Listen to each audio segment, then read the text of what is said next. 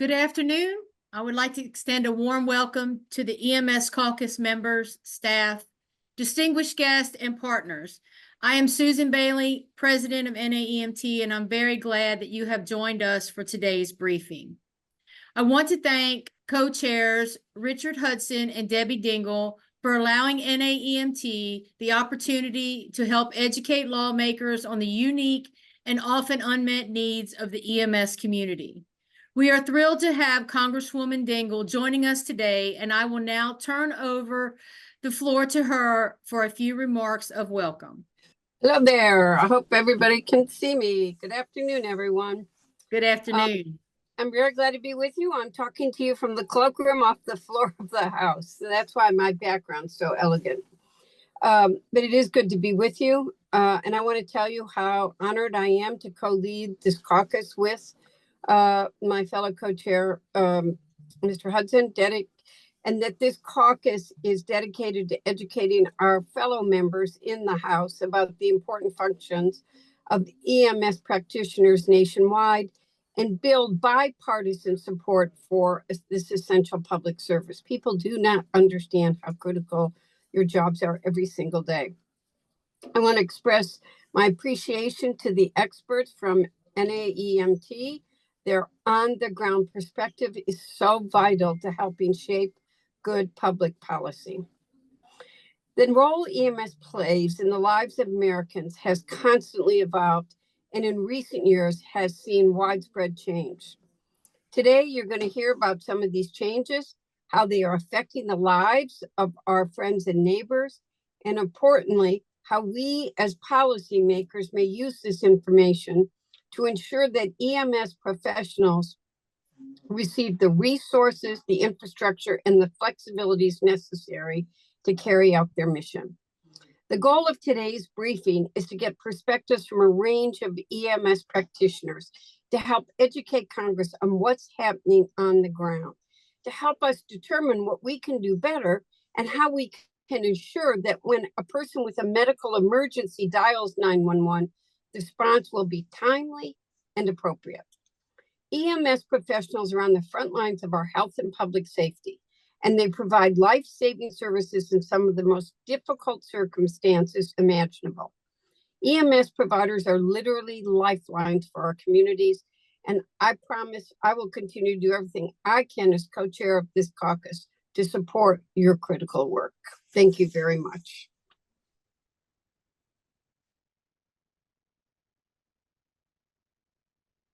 Thank you, Congresswoman Dingle, for that warm welcome and your years of leadership on EMS issues. It's greatly appreciated. Today, I am joined by some experts from NAEMT. Matt Zavatsky, you'll hear from next, is an NAEMT board member and chair of our Economics Committee. Matt is a nationally recognized expert on EMS reimbursement and alternative delivery models, and he will be presenting a perspective of the national EMS landscape as it pertains to operations and finance. After hearing from Matt, you'll hear from two on-the-ground perspectives on how alternative EMS payment models are functioning in practice. Steve Kroll is currently the Executive Director and Volunteer Chief of the Delmar Bethlehem EMS in Albany County, New York, and he will discuss an EMS model known as Treat in Place or TIP. Steve has over 3 decades of experience in urban, rural, and suburban EMS in both career and volunteer roles. He has served on the NAEMT Board of Directors and is Vice Chair of NAEMT's Advocacy Committee. Joshua Duncan is the Chief Executive Officer for Washington County Ambulance District and the President of the Missouri EMS Association. Chief Duncan has a long history in EMS, serving as both a ground and air EMS clinician, an EMS educator, and a leader. He is particularly passionate about mobile integrated health or community paramedicine systems, and will talk with us today about his outstanding work in mobile integrated health in his home state of Missouri and how it can be replicated in your community. NAEMT is the only national EMS organization that represents EMS practitioners of all delivery models of emergency medical services. EMS is the intersection of healthcare, public health, and public safety. EMS responds to emergent and non-emergent calls for pre-hospital and out-of-hospital healthcare. We provide life-saving medical care in emergencies, cost savings care management in non-emergent situations, and disaster and tactical response at any time. EMS practitioners are specially trained to assess the patient's needs and navigate patients to the right care in the right place and at the right time. The role of EMS is evolving to best meet the needs of the communities that we serve. We appreciate you taking your time today to better understand EMS and how it functions throughout the United States. And we hope this briefing will help you inform legislative and policy decision makers. Matt, I'll now turn it over to you. Thank you very much, Susan. Hannah, I'm going to ask if you can uncontrol the screen for a second because I cannot activate my camera in this current mode. So not that people necessarily want to see that, but I want to give them that opportunity if they want to. There we go. Yes, thank you very much. All right, thank you for doing that. Let me just advance this just a little bit. And I don't think it's working. Apologize for that. So Hannah, I think you're gonna have to go. Let me let's take control off. Sorry about the technical difficulties, y'all. And I think what I'll do, Hannah, I'll just say next slide, and we'll just do it at that. So let's go to the first national landscape slide, please.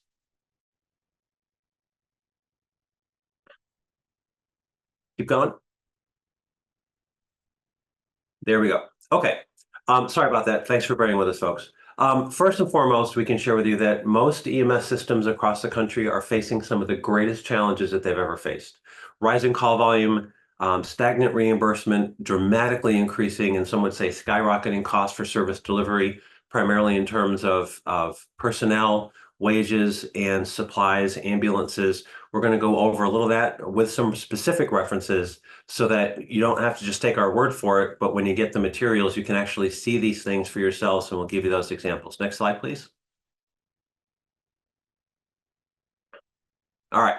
So the reason that many of these systems are struggling and in many cases failing, and we'll give you some examples of that, is that reimbursement for the services that we provide are not keeping pace with the cost of providing those services. Medicare reimbursement has been below the cost of providing service for decades, and we'll give you some examples of that. The model is also outdated. As you heard Susan mention, many of the services are starting to provide more patient-centric care, meaning that patients that don't need to go to an emergency department are not taken to an emergency department. They are treated on scene, referred to more appropriate levels of care. The problem with that is if we don't transport, by and large, we don't get reimbursed. And both Steve and Justin are going to talk more about that in just a moment. We also have a decrease in commercially insured patients. Commercial insurance generally reimburses at a more reasonable rate than Medicare does. Even those rates are challenging at times, but because of the Great Resignation and a lot of people leaving corporate positions, going to working from home, doing other things, excuse me, many of those previously commercially insured patients are no longer commercially insured. And to improve their bottom lines, many of the commercial insurers are ramping down payments to providers, including EMS agencies, and that makes it more difficult for us to fund the services that we provide. Next slide, Hannah. A recent study done by the Public Consulting Group, who does cost reporting for multiple agencies across the country and provided to NAEMT, they found that in 2021, of the 385 agencies that they do cost reporting for state Medicaid programs primarily, that the average cost of providing an ambulance in front of an address and transporting someone to the hospital is between $2,700 and $2,300 with outliers and et cetera. So if we just assume that the difference or the balance between these two, the average is $2,500, if it costs $2,500 to put an ambulance in front of an address, any reimbursement less than that is going to make that model very economically challenging. Medicare pays, as we said earlier, for transport to a approved destination, which generally is a full service hospital emergency department. Next slide, Anna. When Medicare does reimburse, the reimbursement is paltry. So this is a study that is not even a study. This is data from the Centers for Medicare and Medicaid Services on their allowable reimbursements countrywide. So you'll see that an advanced life support emergency trip base rate essentially is $544. A basic life support where a paramedic is not necessarily needed for interventions is $458. So the average of those is $501. So for a $500 reimbursement, they pay 80% of that. The patient has to pay the balance. In many cases, the patient doesn't. So we can presume, and most providers will tell you, that national average is about a $400 reimbursement for an emergency ambulance transport to an emergency department. Next slide, please. And you may recall that the cost was about $2,500. That is part of the reason why the economic model for EMS is failing our local communities. The American Ambulance Association and the Academy of International Mobile Healthcare Integration have a national news tracker where we track local and national stories about emergency medical services and ambulance service across the country. And since January of 2021, you'll see that there have been over 2,000 local and/or national news stories regarding EMS. 80% of them reference the funding and staffing issues, and 103 articles were about services closing because they can no longer continue to provide services. And there's an example on your screen. You'll see the link in your handout of something just back in January. We can go to the next slide. So let's talk about the financial crisis. So the big issue we talked about is reimbursement. The costs are skyrocketing. Reimbursement is stagnant. When you have 34% of the national and local news stories talking about EMS related to the failing economics and the financial model, that highlights the fact that we are not just whistling Dixie. We are truly having this issue. So next slide, please.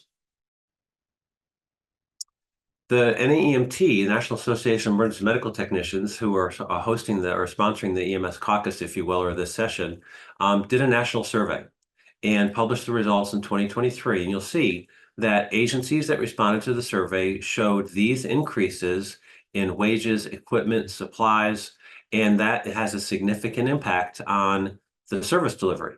Steve and Justin, myself, those that are operating in EMS systems today will tell you that when your costs are increasing 10 and 12% and your revenue has not increased at all, that intersection becomes very difficult to maintain.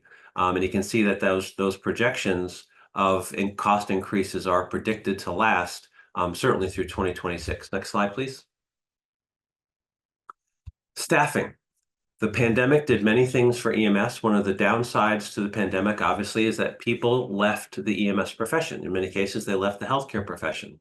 Turnover is now about 30% across the country.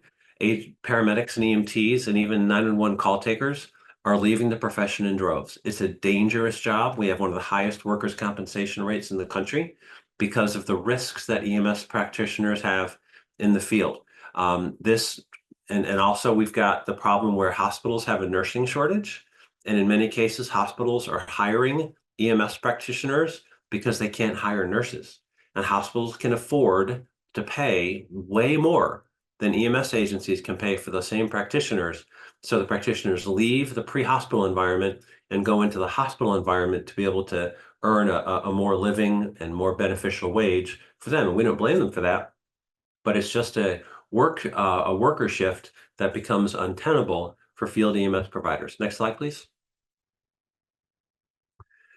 We talked about the staffing crisis. So again, 47% of those news stories are about the staffing crisis that leads to service closures, that leads to response time challenges, that leads to all sorts of things. And we would also share with you that it's likely the staffing challenge is related to the economic challenge because we cannot afford to pay EMTs and paramedics and 911 call takers what they are worth because we don't have the money to do that. So that creates service delivery failures, and that's just like a vicious cycle of EMS delivery in the field across the country. Next slide. So part of that national survey was we looked at, positions that are currently vacant and the application queue, if you will, people applying to work in the EMS profession. And we have seen a dramatic decrease in the people willing to go to EMT to take positions in EMS. I was just in Illinois a week ago, and the providers out in Illinois have said they offer EMT programs, they offer paramedic programs, and people aren't enrolling. They just don't want to take it. Tuition paid, pay to go to the course. Even with those types of incentives, people are really not willing to go into this profession for the wage that they're going to earn, for the wage that we are able to pay. So therefore, that creates, again, this additional workforce shortage. Next slide, Hannah, please. So one of the things that we advocate for regularly is a change in the Medicare reimbursement, and certainly making sure that the Medicaid reimbursement rate, the allowable fee, maintains at where it is currently with the Medicare extenders. So there are bills in Congress today to secure the Medicare extenders, make sure that they continue so that we get a little bit of a pay bump to try and keep these systems operating. And if possible, increase that extender so that we can afford to pay people more, attract more people to the profession, and continue to provide reliable service in our communities. With that, I'm going to turn the floor, I think, over to Steve Kroll. Good afternoon, Matt. Thank you very much. Hannah, if you go to the next slide. I'm going to talk today about one particular aspect of EMS that Matt mentioned earlier, and I think we need to advance one or two more.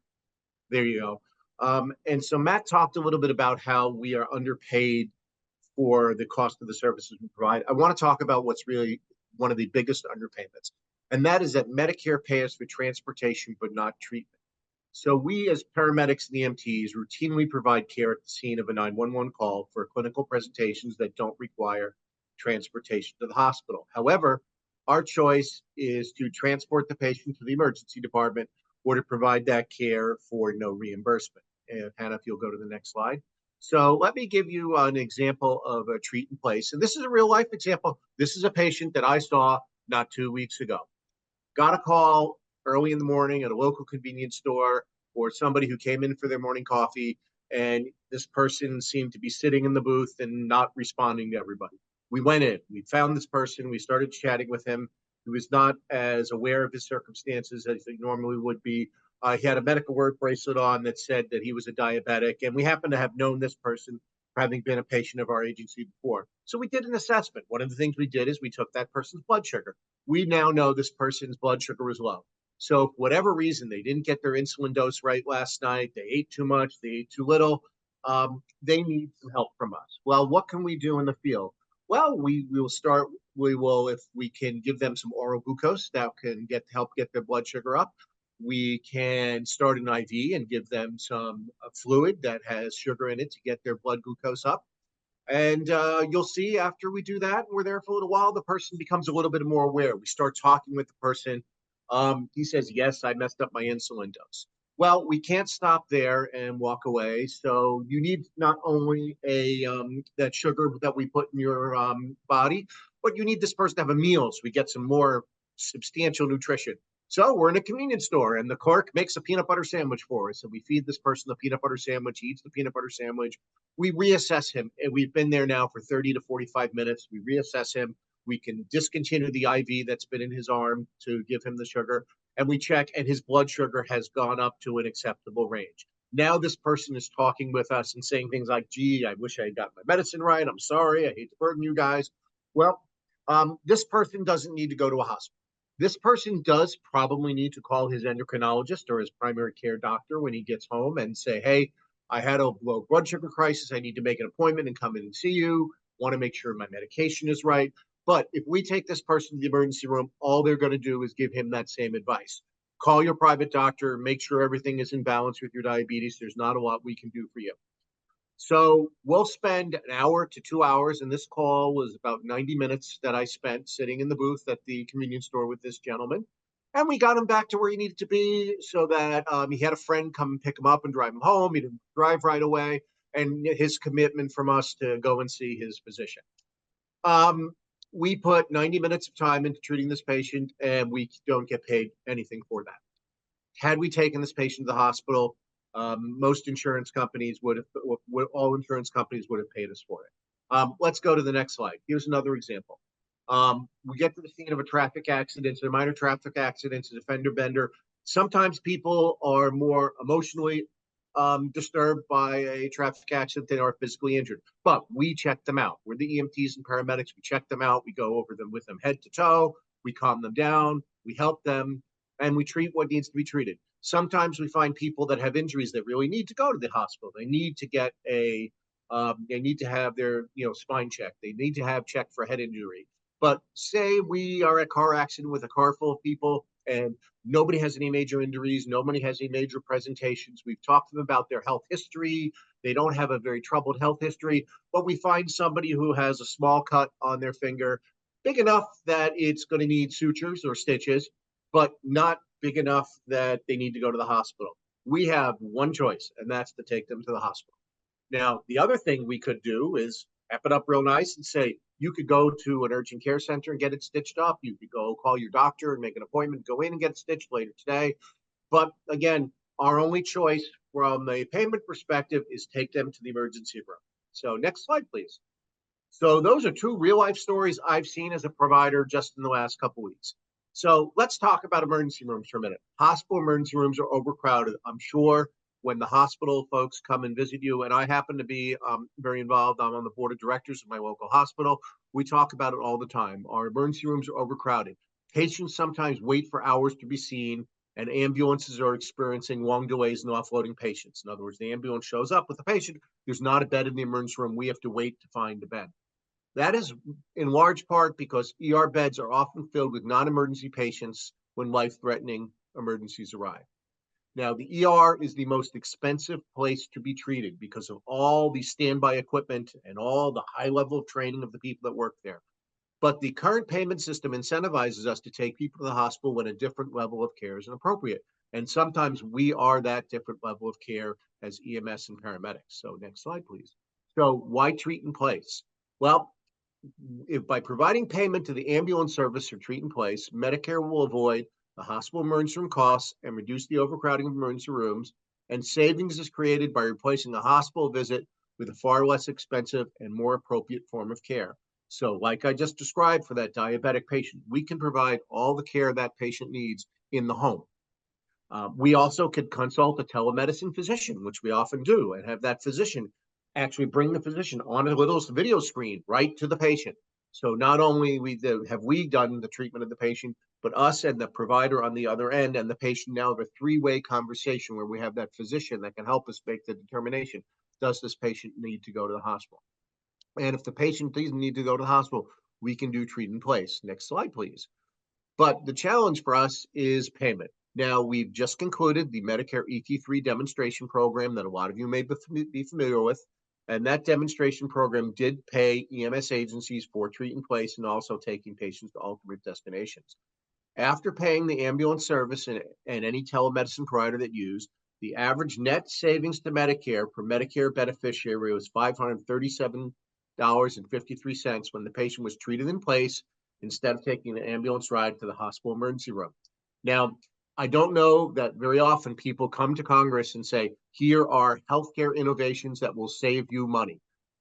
This is really one that will save the Medicare program money, as well as help people get the right care in the right place at the right time. So pay us to provide the care in the field instead of giving us zero. Allow us to take care of that patient. Avoid all the emergency room costs on the back end. So next slide, please. So there are two current legislative approaches to this, and I'll just tell you about both of them first. In the House, Representative Becca Balint has introduced the Emergency Medical Services Reimbursement for On-Scene Care and Support Act, EMS ROCS. That would change the Medicare reimbursement in the Social Security Act to say that care provided by EMS can be paid when no transportation to the hospital is provided. So when we do these treat in place episodes, we would be reimbursed. Introduction is pending of a second piece of legislation. I've been told it's going to be dropped before the end of this week, and that's by Representatives Mike Carey and Lloyd Doggett.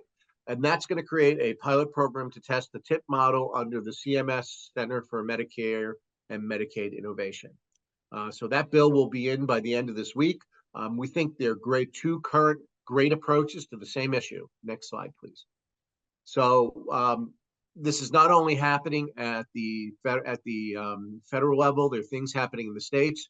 West Virginia has a new treat and place protocol that took effect on May 1st of this year that allows for patients with certain conditions to be treated by EMS providers in the comfort of their own homes. Same kind of example as what I described as the diabetic patient. In New York State, where I'm from, we passed legislation this year authorizing the Medicaid program to pay for treat and place. That passed and is awaiting the governor's signature and should take effect on January 1 of 2025. Texas authorized Medicaid payment for treatment in place in September 1, 2022. So Medicaid programs are getting engaged.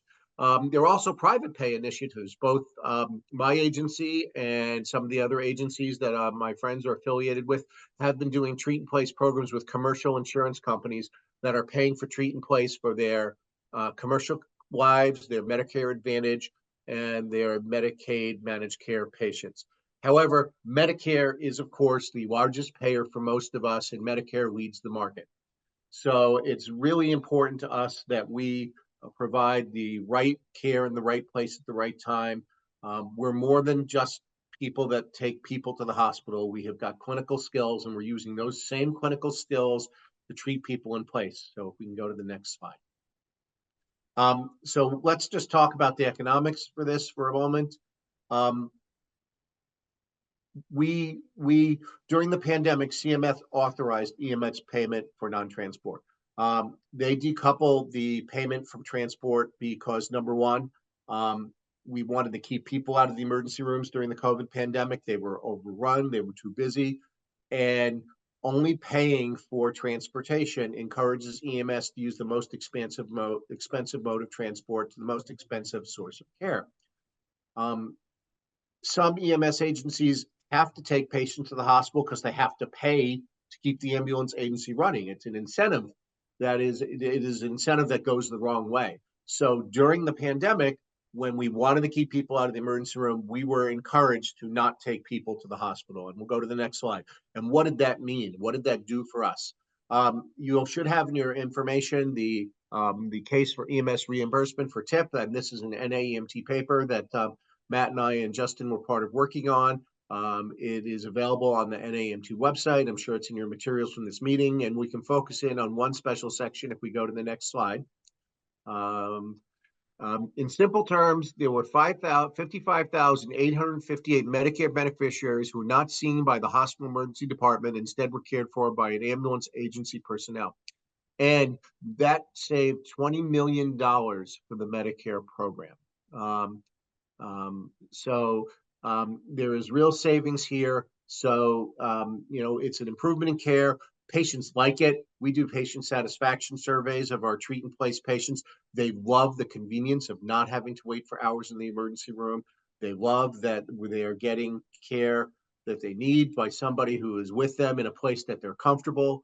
And we follow up. We help them get into their follow-up care, whether it's to see their primary care provider, whether it's to see a specialist. And so it's not very often you can do the right thing for patients that patients love, that helps the EMS professionals to be all we can be, so to speak, and saves money for the Medicare program. And today, with hospitals being overcrowded, hospitals in many places have embraced this treat and place model. They believe it's appropriate not to bring people that don't need to be to the hospital there. They want that bed to be available for the person who's having a stroke that comes in or is having a heart attack. They don't want a stroke or heart attack having to wait for them to clear a bed by somebody who came in for a minor ailment that can be treated in place. So next slide, please. Next slide, please. Hannah, can we move the slide forward?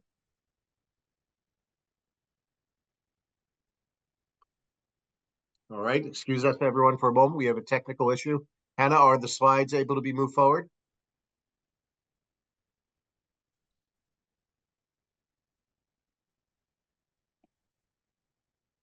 Okay. Let me just ask, is everyone able to hear me? Am I not frozen? We can hear you, Steve. Okay, Susan. Well, I guess we do have an issue with the slides at the moment, so I'm going to wrap up my portion here, and I think maybe the slides will get reloaded. Justin is going to pick up and talk about mobile-graded healthcare, which is very similar to the work that we're doing with Treat in Place, and he's got great results of what he's doing in his home agency. So you'll see that the Treat in Place and the mobile-graded healthcare work together in showing how EMS providers can use our clinical training to be much more than just transportation. So Justin, why don't I let you pick it up from here, and hopefully Hannah can get the slides back up for you while you're going. Sounds good. Thanks, Steve. And Hannah, looks like we've got them up and going. Good afternoon, folks. So what you've heard throughout this afternoon's briefing has been some consistent themes here that are adapting and overcoming and taking healthcare to the patient, providing that healthcare in different settings outside of brick and mortar, whether it's a 911 call or something that's pre-planned, and then sometimes we take them to the hospital.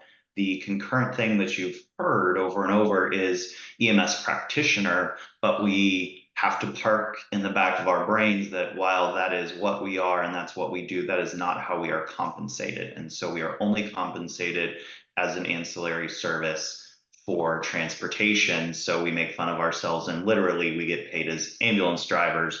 And we like to think that we do a little more than just drive the ambulance. And there's often a lot of healthcare that goes into the mix. So mobile integrated healthcare or community paramedic work is very quite simple. And it takes a reactive business of calling 911, whether it's a true life-threatening emergency or a stub toe or a toothache.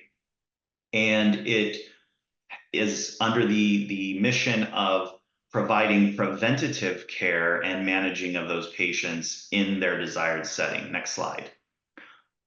We are in rural Missouri. I'm about an hour and a half south of the St. Louis metro area, covering over 1,500 square miles in 3 different counties, and we have 1 critical access hospital. And we're not unique to many communities in Missouri and not unique to many communities across the country in where EMS is the only provider of healthcare 24 hours a day, 7 days a week. We talk about hospital closure. We're seeing EMS agencies closing as the reimbursement model that Matt described early on is simply archaic and not able to keep the lights on and the doors open. So then we're turning into regional systems to try to be able to operate and be that safety net provider that what we are. So for MIH, from the 10,000 foot view, we are diverse, inclusive, and we treat the whole person. I used to say the whole patient, but we have really shifted that mindset in the last few years with the recognition of the importance of the social determinants of health and understanding that a person who doesn't know where they're going to sleep tonight really doesn't care about managing their blood pressure, or if they don't know where their next meal is going to come from, they don't care about managing their diabetes. Our system utilizes community paramedics and community health workers as the bridge between the patient and the healthcare provider in a true integrated setting. We're able to initiate a lot of that care in the patient's home and do a lot of care coordination. And every person who's spoken today has said these words, ensuring the right care in the right place at the right time. Just like you wouldn't take a patient having a heart attack or a level 1 trauma to a small critical access hospital, there are appropriate destinations for those. Why wouldn't we think similarly about someone who is in a behavioral health crisis or a dental emergency? Next slide, please. The model that we have here is that we take healthcare to the patient wherever they're comfortable. If that's their front porch, it's their front porch. If it's inside their living room or at their dining room table, that is what it is. And then we serve as the bridge and the glue. Paramedics work with everybody. EMTs work with everybody. That has just been beat into our brains since the beginning of you don't get to decide who calls 911 and there's no 912. So when you get the call, you work with the folks that you're called to work with, whether you want to or not. And so it's just very natural for us to be collaborators and ensure that we have integrated care. We follow flows and standing orders the grand majority of the time, and we have telehealth available to be able to consult not only with a primary care provider, but a specialty service, somebody who needs help enrolling in Medicaid. So we have the ability to be diverse and to connect that patient with what they need. And we take it to a patient-centric model of care, meaning comfort of their home in their setting and really meeting their needs on an individual basis. And then we engage and collaborate with all of the provider types outside of the brick and mortar setting and help coordinate for care that does need to happen inside brick and mortar. Next slide, please. The point of entry for our program is that we are referral agnostic. We really don't care where the referral comes from, just like we don't care who the 911 call came from. Most of our referrals actually come from our own practitioners that are running 911 calls, and then our partner agencies who have high no-call, no-show rates or are showing that quality measures on individual patients are slipping and they need to be addressed. Common healthcare partners are federally qualified healthcare centers, critical access hospitals, rural health clinics, large systems, private physicians, public health agencies. Again, EMS is used to working with anyone and everyone. MIH or community paramedic work just takes that to a proactive standpoint versus a reactive and a reaction to that 911 call. Next slide, please. While these services are not all inclusive, I was asked to throw a menu together of the services that you see in MIH and community paramedic work. And really the list is endless. Now, there are restrictions based on geography, based on state statute, based on local scope of practice or statewide scope of practice. But if you took the MIH programs from across the country, you would see some form of chronic disease management. You see that folks are doing in-home safety assessments, medication reconciliation, vaccines, infusions, lab checks, lab collection, wound care, wellness checks, providing direct support to hospice or home health, no-call, no-show follow-ups. The list really is endless based on the needs of the community, and where community paramedics and MIH programs thrive are in the local communities where they're able to meet the needs of the individuals one-on-one for their unique conditions. Next slide, please. From a national perspective, we have MIH community paramedic programs all over the country. There's metro programs, there's urban, rural, super rural, and while the details, the minutia are all different, the mission's the same. Take sick people, make them better. Why aren't they accessing healthcare? Why are they using the emergency department as their primary care provider? Why don't they have running water? Why don't they have access to good food? We take that and we close those gaps irregardless of geography. I was called out at one point and said, you don't have a homeless population in your rural areas. And I said, well, that's interesting because I have folks who still live in homes with dirt floors and have trailers with sewer running out on a pipe into the creek, and I'll consider that homeless. You don't have to live under a bridge in a cardboard box to be considered homeless in 2024, and that's the reality. On the back end, we fill the gaps, we work with everyone, we adapt and overcome, and this is one of those you don't get to say very often. We make sick people better. It benefits the patient, it benefits the EMS agency, it benefits the healthcare system as a whole. Oh, and it saves the system money. Next slide, please.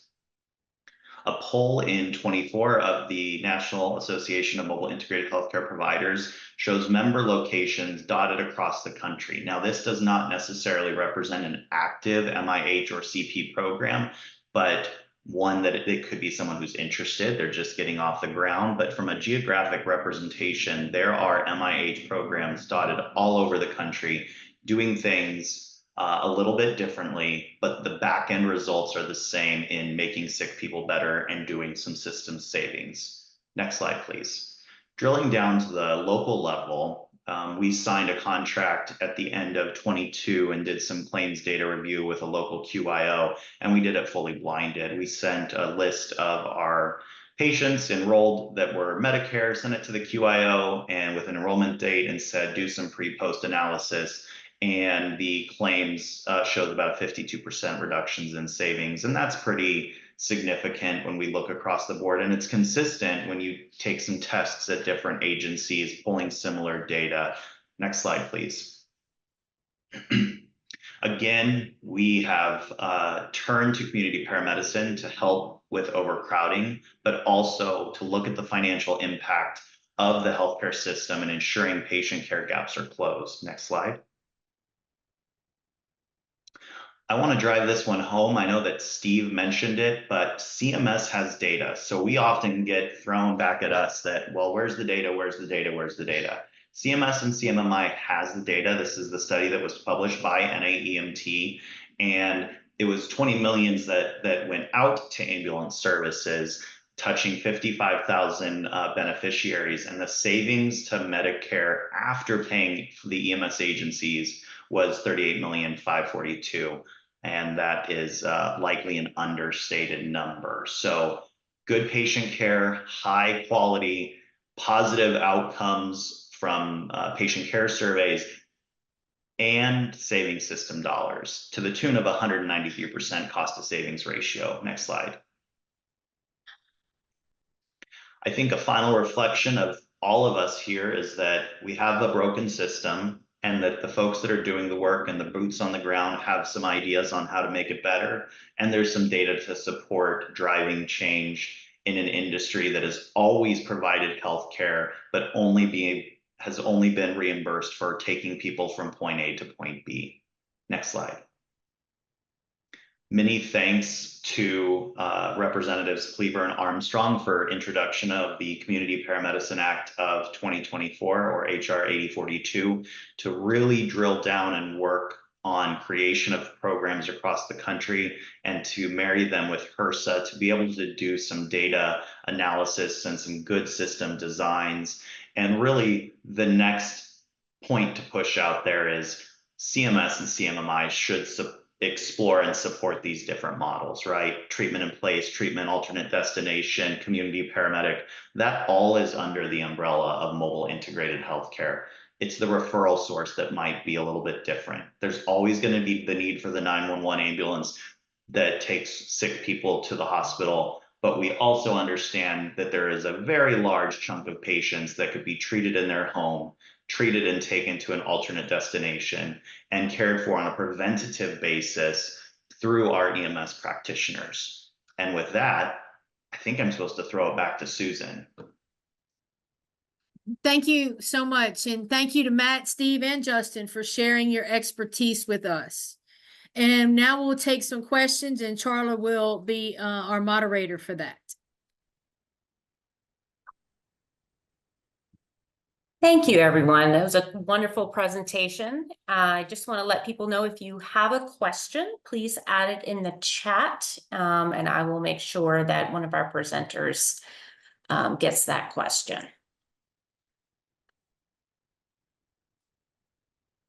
Okay.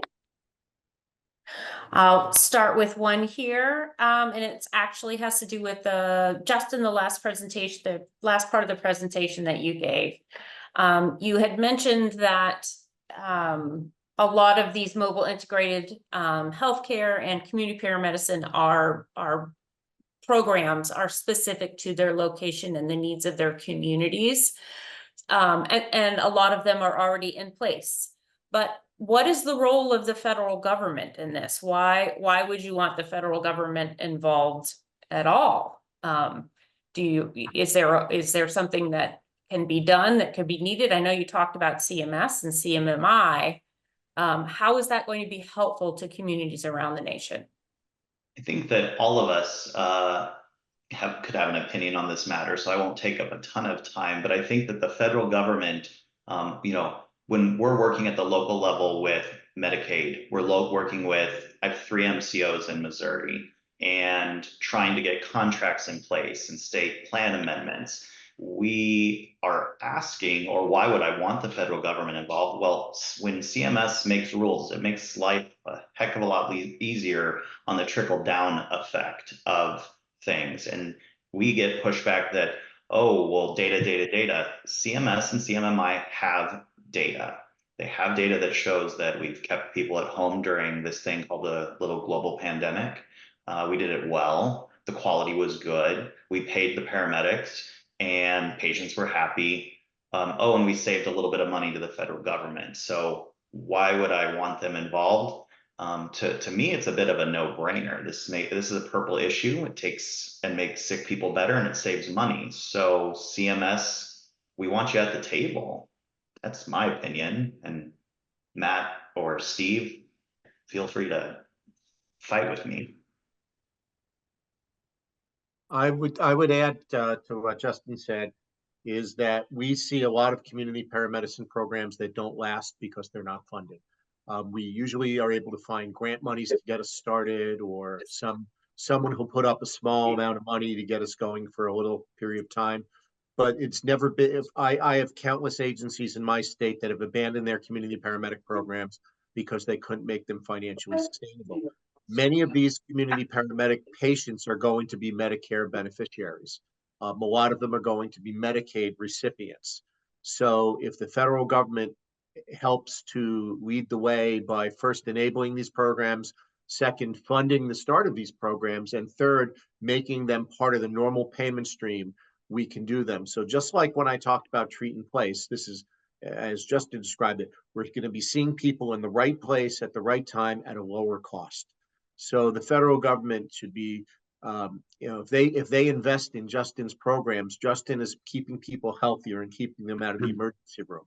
So if we can take some of that savings and convert it over into policies that are payment friendly for community paramedicine and mobile integrated health, federal government saves money, and we're able to grow and sustain these programs that today, sometimes the grant runs out and then we have to stop doing it, and the patients the caregivers, I've seen the tears in the eyes of the caregivers that can't go see the patients anymore because we can't keep the programs going. I would only add that it seems that one of the two primary roles of Congress is to assure the financial health and the health of the nation. And when you have a model that is helping lead to the challenge with the Medicare Trust Fund and not serving patients well, and you have options that will add to the trust fund, help make sure it's sustainable, and improve the health of the country, why would you not want to be involved? Thank you very much. Thank you. Our next question actually has to do with training in the workforce. On average, how much does it cost to train an EMT? And furthermore, how many states have programs to cover the full cost of that training? We can go in reverse order. I'll go first. In Texas, which is where I am, the cost of training an EMT is about $27,000. There was a state grant program that was put into place 2 years ago to help provide tuition reimbursement for that program. Even with full tuition reimbursement, that grant was underspent because people did not want to take the training. So I would also add that not only should we continue these grant programs, like in North Carolina, if you want to attend a paramedic program, the state pays for your paramedic program. They have full tuition scholarship for people who want to take the paramedic program. The recruitment is the issue. And there's only 2 ways that we can really increase the recruitment. One, offer better work conditions, primarily pay. Can't do that under the current model. 2, educate people, and providing funding to do community education about the benefits and the intrinsic value of working in EMS would go a long way. And I'll pick up on what Matt said, talking about the wage gap issue that we have. I passed by a convenience store with a sign in the window that said paying $17 an hour for convenience store workers on the night shift. That's about what we pay emergency medical technicians in many places. So you have to go to school, and Matt talked about what it costs in Texas, and even if someone pays you to go to school, you've spent hundreds of hours in training. You have a very high pressure job where you have a say in whether people live or die, frankly. You're being asked to comfort people in the middle of tragedy, and you're getting paid roughly what you get paid in a convenience store. So number one, there's just a wage parity issue here. We should be paid like other healthcare professionals. And number 2, there's a career sustainability. It's not an easy job. You're back, lifting and moving patients doesn't take you into your 50s and 60s, right? It's not a family-friendly job. Most of our EMTs and paramedics work at least 2 jobs. Some work 3. I've met some that work 4. And I've never known a 40-hour work week. Our more normal work week is 60 to 70 hours because we'll work 3 24-hour shifts a week, or we'll work 5 12-hour shifts a week. That's what it takes to support a family. So, Matt talked about the trouble with retaining people in EMS. We don't retain people in EMS because they can go on to other careers and other professions and earn really nice wages and care for their families. They leave EMS regretfully because they love what they do, but it's not a sustainable career. That sort of circles back to what Matt talked about, the broken economic model. When the Medicare and Medicaid programs significantly underpay us for what it costs to deliver the service, it's hard for us to find a way to deliver the wages for the workers that will keep them going.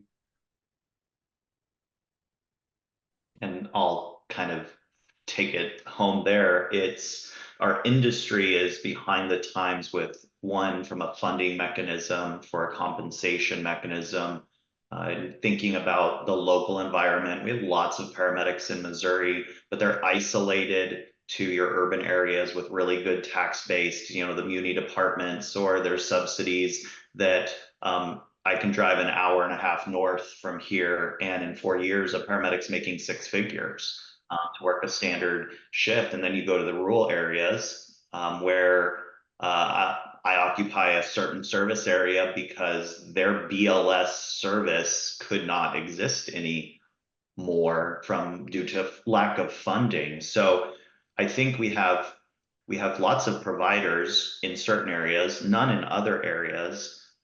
We have a local workforce development program to be able to send folks through paramedic school and try to retain them. There's not a state initiative, but the system as a whole is broken, and education, while important, is not the only roadblock. It is the retention, and then having a clinical or a career ladder. Like Steve said, you lift people for 35 years.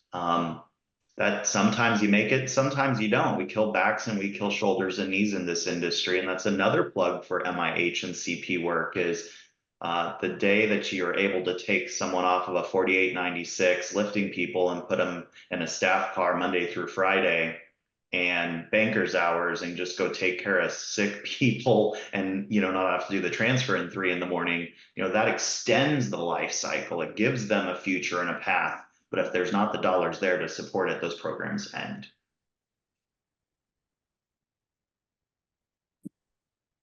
Thank you. And our next question actually piggybacks off that a little bit. And Susan, at the beginning, you talked about the evolution of EMS to meet the needs of their communities and what's happening in the world.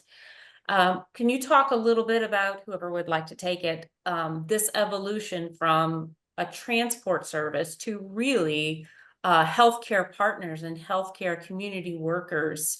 EMS might even be a misnomer because you're so much more than that now. You certainly do emergency services, but you've become a part of the fabric of your local communities for health and for social welfare for a lot of your folks that you're caring for, particularly in mobile integrated healthcare.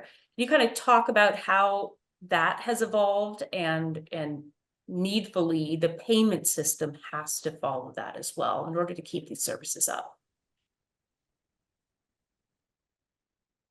Yeah, I'll go ahead and start. When I started 35 years ago, there was really no other options, right? There was take them to the hospital, and that's what we did. And we did interfacility transports.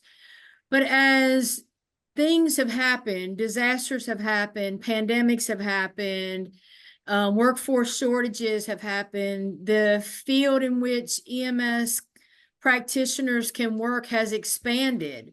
And so now we have shortages for EMS providers or ambulance services because people are picking the emergency departments, and they're picking the clinics, and they're picking the other places like that to work. So, and then hospitals have staffing issues as well. And so especially in emergency departments. And so how do we prevent having EMS providers having patients waiting on the wall? That's what we call it here, waiting on the wall at the emergency department, because there's no beds or there's no staff to monitor the beds so they don't put a patient in the beds. So how can we do that? And so I think EMS, we're the Swiss Army knives of healthcare. And here we figured out how to, I'm kind of channeling Jamie Pafford. I kind of had that knives accent going on, but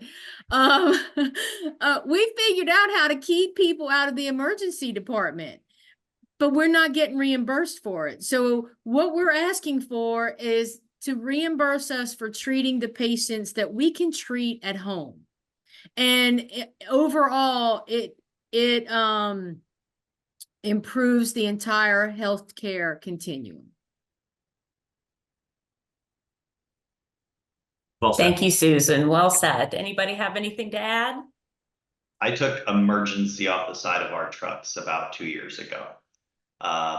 Because when Susan started, when I started, you got a couple years on me, but you call 911, you load them up, you take them to the hospital, right? Matt's got a couple years on me too. It's okay.